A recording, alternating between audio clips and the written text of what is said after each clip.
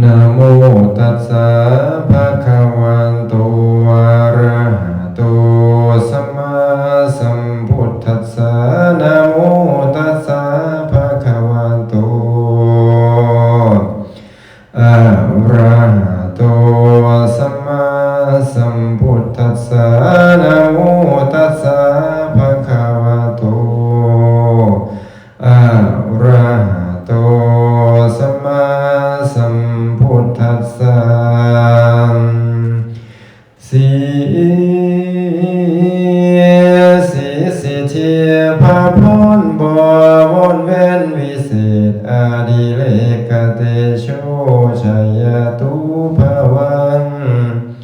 ชัยยมังคลาชัยมหามงคลปุณแปลงดีเลิศแล้ว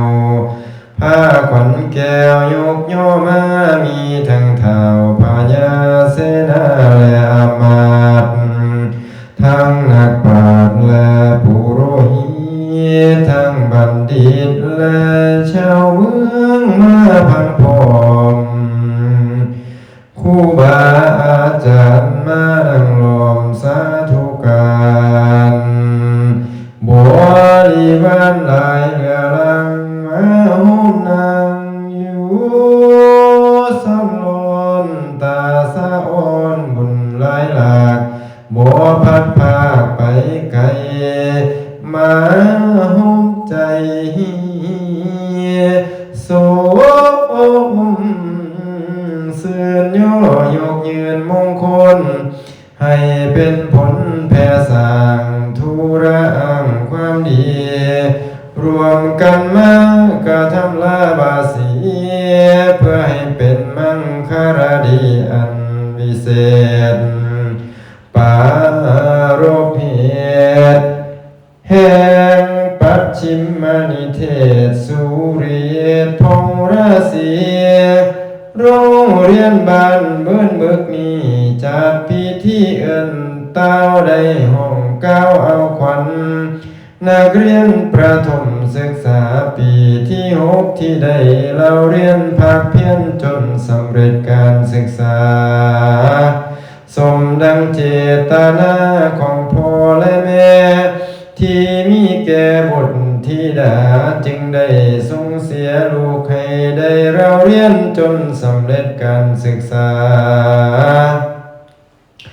อีกทั้งครูบาอาจารย์ผู้สอนสั่งมีใจหวังตั้งมั่นให้ลูกศิษย์นั้นเป็นคนดีตั้งใจเที่ยงที่รีสร้างลูกศิษย์ให้ดีให้งามพองคือจันทองในเบาบ่มีเก่าเสื่อมสีโรงเรียนบ้านเมืองเบิกนี้เป็นสถานศึกษาที่ดีเป็นสถานศึกษาที่เหมาะได้บ่มเพาะนักเรียนพาสูตรเรียนเขียนอ่านทั้งวิชาการและปฏิบัติสารพัดความรู้ที่คุณครูมอบให้มอบด้วยใจเมตตาการุณาปราณีสอนแต่สิ่งที่ดีที่ประเสริฐสอนแต่แนวเลิศเป็นมงคลงามบีมนแก่ลูกศิษย์รากฐานของตึกคืออิฐรากฐานของชีวิตคือการศึกษามีวิชาเหมือนมีทรัพย์อยู่นับแสนยามคับแค้นพ่อยังได้ประทั้งตนวิชาอุปตังเศรษฐาชัยสีนักเรียนโรงเรียนบ้านเบิ้นเบิกนี่ทั้งรุ่นพี่รุ่นน้องให้ปองดองฮักแก่นให้เป็นแทนกลมเกี่ยวให้เป็นเหี้ยวดึงจองให้เป็นห้องสามัคคีน้องและพี่หักคอผูกแขนต่อก็สายแน่นผูกสายแขนแสนลั่นใส่หักกันไว้ใจเป็นหนึ่งเน้นอึ้งตึงคือปั่นข้าวเหนียวหนึ่งลูกอีสานหักกันนั้นเอาใจปองเอาใจของหำเย็นเพียรศึกษา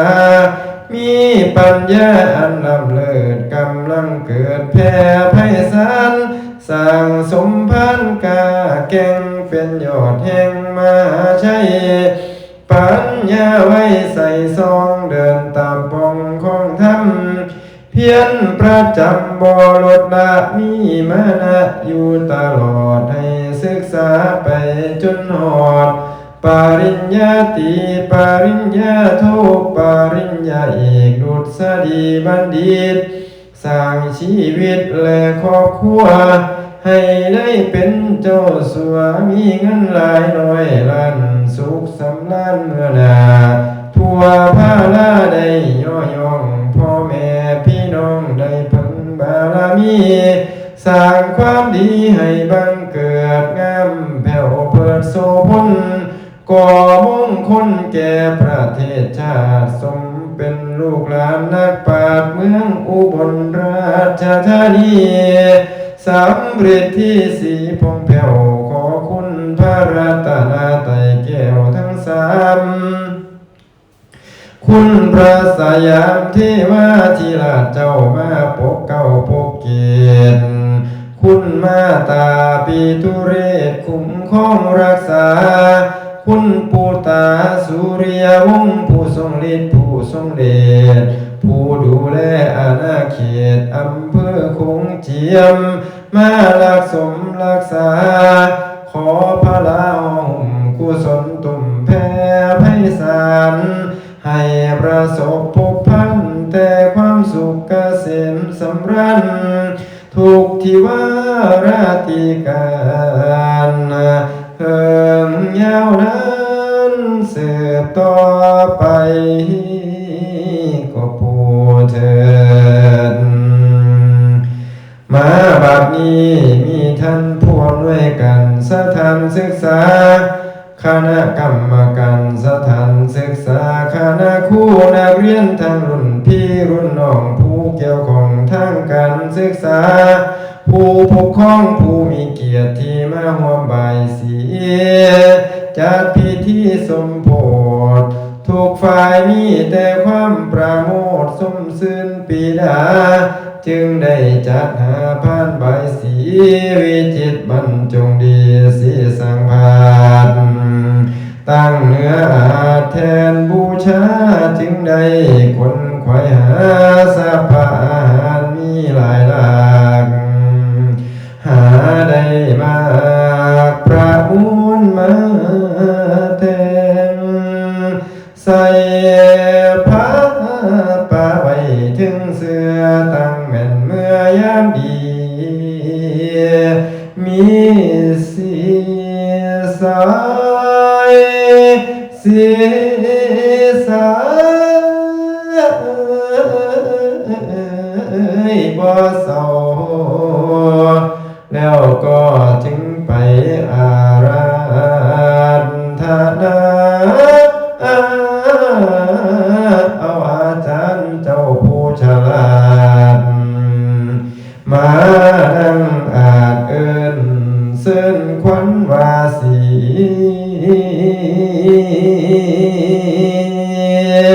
เสี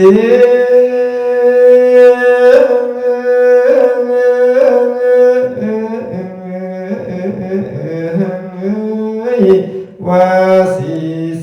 มือนี้แม่นมือสันวันดีวันเศรษฐีอามุตโช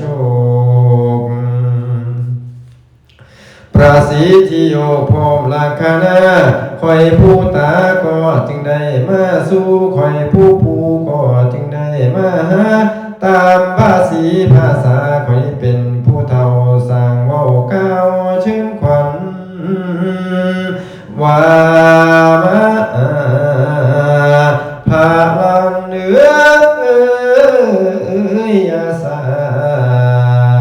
เชิญเอาทั้งขวัญหน้าขวัญตาคิ้วก้องกองขวัญเจ้าพัดกะละเม็นภาคบ้านโอ้ยนั่นแล้วให้เต้า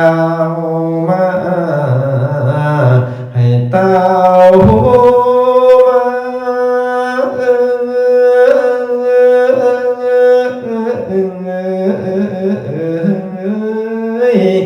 วันเจ้าหนีลุงท่าไปกับเมื่อควันเจ้าไปเมืองเหนือและเมืองลุมควันเจ้าไปต้อมตุ่มอยู่เซเว่นโรตัสบิ๊กซีก็ให้มาซามือนี้วันนี้ควันเจ้าไปกินสุกี้KFCในห้างใหญ่ควันเจ้าไปขี่มอเตอร์ไซค์เลาะเล่นอยู่ริมโขงริมหูนก็ให้มาซามือนี้วันนี้ยามตะเวนตกลับป่าแสงยามตะเวนแดงรับป่าใหม่ควันเจ้าอยู่เหนือควันเจ้าอยู่หนใต้ก็ให้มาซามือนี้วันนี้ว่ามาเยอะควันเอ้ยควันตกโบกก้อยผ้ากันออกควันตกหมอก้อยผ้าควันลูกควันตกหูก้อยผ้ากันพ้นควันเจ้านี้อย่าได้ไปอยู่สุดในห้วยดอกแก้มผูแก้มป่าว่ามาเยอะควันเอ้ย32 ควันก็ให้มานิมนต์เฮาเก้า12 ควันก็ให้มาอยู่เหนือในคิงหนึ่งควันแข็งก็ให้มาส้มแข่งอยู่ลีลาทั้งควันขาก็ให้มาส้มขาอยู่ลีลาควันเที่ยวกลางขึ้นอยู่นำเนื้อว่ามาเยอะควันเอ้ยควันผู้เป็นคำนั่นให้มาอยู่เว้นไว้ควันผู้เป็นวัดและเป็นไอเจ้ามานิมนต์เฮามีทั้งควันผู้เท่านั้นนายค่อยซักไม่ควันเท่าตามหลังมาอยู่จุบว่าเด้อควัน